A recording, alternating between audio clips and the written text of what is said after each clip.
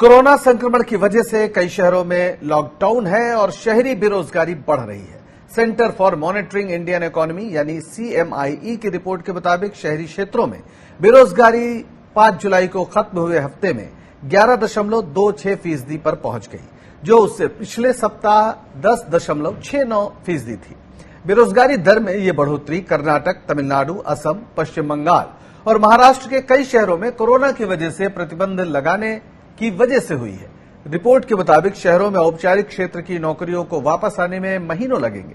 अखिल भारतीय निर्माता संगठन MSMEs के पूर्व अध्यक्ष KE रघुनाथन ने मुताबिक उन्होंने चूंकि प्रवासी अपने गांवों में लौट आए हैं, इसलिए औद्योगिक बेल्ट के पास पर्याप्त कार्यबल नहीं है। उन्हें वापस लौटने में कम से कम 6 महीने लगेंगे। वहीं XLRI जमशेदपुर के प्रोफेसर KR श्याम सुंदर ने कहा कि कई क्षेत्रों में लोगों के लिए आय में कमी और नौकरी के नुकसान ने बहुत सारे दर्द पैदा किए हैं। श्याम सुंदर ने कहा कि आय में गिरावट ने वेतनभोगी वर्ग को संघर्षरत छोड़ दिया है, जिसका अर्थव्यवस्था पर अल्पकालिक और दीर्घकालिक दोनों प्रभाव पड़ेगा। अप्रैल में 17.7 मिलियन वेतनभोगी नौकरियां चली गई थी। ये नुकसान मई में बढ़कर 17.8 मिलियन हो गया। जून में 3.9 मिलियन वेतनभोगी नौकरियों की कमी हुई थी। ये नौकरियों में सबसे कम वृद्धि है।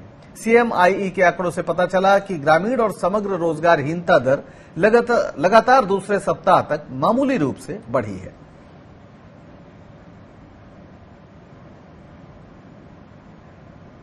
तो बेरोजगारी बढ़ना एक बड़ी चिंता का विषय है। लगातार शहरों में बेरोजगारी बढ़ रही है, बेरोजगारी में लगातार इजाफा हो रहा है और नौकरियां घटी हुई हैं, नौकरियां मिल नहीं रही हैं। आखिर इसका असर क्या होगा? प्रोफेसर अमन अग्रवाल जुड़ गए हैं हमारे साथ, अर्थशास्त्री।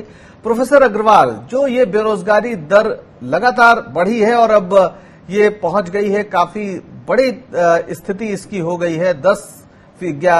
पिछले हफ्ते शहरी बेरोजगारी दर 11.6 हो गई और पिछले हफ्ते जबकि 10.69% थी। तो अब क्या आप देख रहे हैं फिलहाल आने वाले दिनों में, क्या आपको नजर आ रहा है?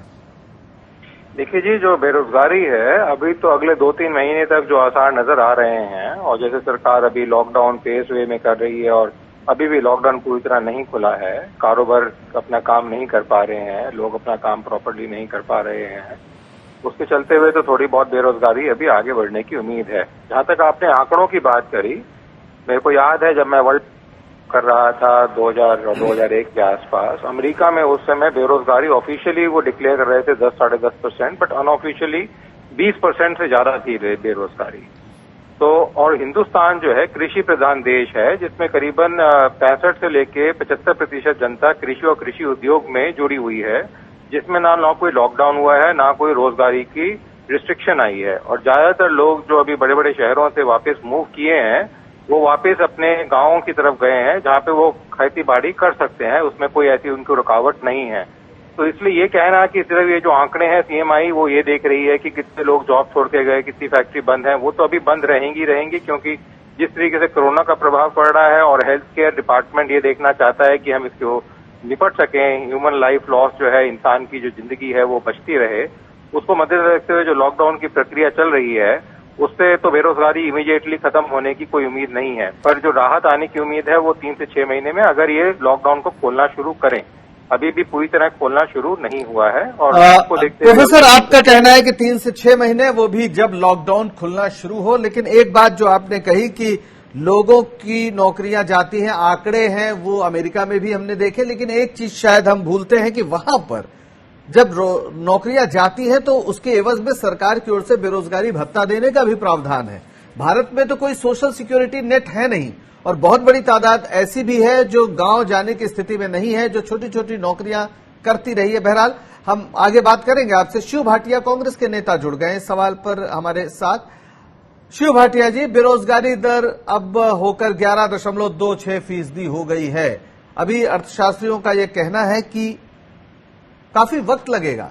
ऐसे में सरकार से आपकी क्या कोई डिमांड है, या आपको लगता है कि सरकार इस मुद्दे पर ध्यान नहीं दे पा रही है? पंकज जी, सरकार से आप क्या डिमांड कर सकते हैं? ये असंवेदनशील, मतलब टोटली असंवेदनशील सरकार है, जो पार्टी सत्ता में आने के लिए 2014 में इस देश को झूठ बोलती है कि 2 करोड़ नौकरियां हर साल मिलेंगी, जो 5 साल में 10 करोड़ हो जाती हैं, और उसके एवज में 2 करोड़ नौकरियां जाने लगी। जब इनको 2014 से ही ध्यान नहीं है, जब इकोनॉमी मनमोहन सिंह जी ने किस रेट के ऊपर इनके हवाले की थी, आज जीडीपी का ग्राफ कहां चला गया? माइनस में चला गया। ठीक है, आज कोरोना के अंदर आपने क्या ध्यान रखा? आप कोरोना के अंदर उन मजदूरों को, जिनको आप नौकरियों की बात कर रहे हैं, उन नौकरियां छोड़ के अपने घरों को जाने को तैयार बैठे थे, आपने 500 से 700 रुपए उनको घर पहुंचने के लिए नहीं दिए। बिल्कुल कोई सिक्योरिटी नहीं है, कोई सोशल सेक्टर नहीं है, ना इनका बिल्कुल ध्यान है, और आप 4 और 6 महीने की बात करते हैं। ये सालों ये बैठे रहेंगे तो सालों साल हम कितना पीछे चले जाएंगे, ये समय और वक्त बताएगा कितना इस देश को नुकसान होने वाला है। ना ये कोरोना वायरस को लेके संवेदनशील रहे, ना ये बॉर्डर को लेके संवेदनशील रहे, ना ये इकोनॉमी को लेके संवेदनशील रहे। आज इकोनॉमी का क्या हाल हो गया है, आप बताइए ना, कहाँ है हमारा एफडीआई रेट? $5 ट्रिलियन की बात करते हैं, ये हम इकोनॉमी को बता देंगे। बड़ी बड़ी बातें करना, बड़े बड़े सपने दिखाना, ये नींद में हर समय रहते हैं। इनको सोचना पड़ेगा, बेरोजगारी की दर कहाँ गिर गई है। ठीक है, आज मजबूरी 2 महीने के लिए, 3 महीने के लिए इसको छोड़ दीजिए। आप 2014 से लीजिए इनके आंकड़ों को, कहाँ खड़े हैं आज हम?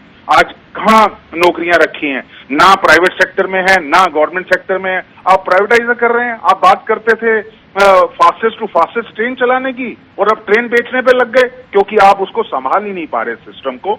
आपको बहुत सोचना पड़ेगा, नहीं तो वक्त इतना कठोर होने जा रहा है, इतनी मुश्किलें आने वाली तो यानी कांग्रेस की ओर से गंभीर सवाल सरकार की कार्यशैली पर। आपका बहुत शुक्रिया अमन अग्रवाल जी, हमसे बातचीत करने के लिए।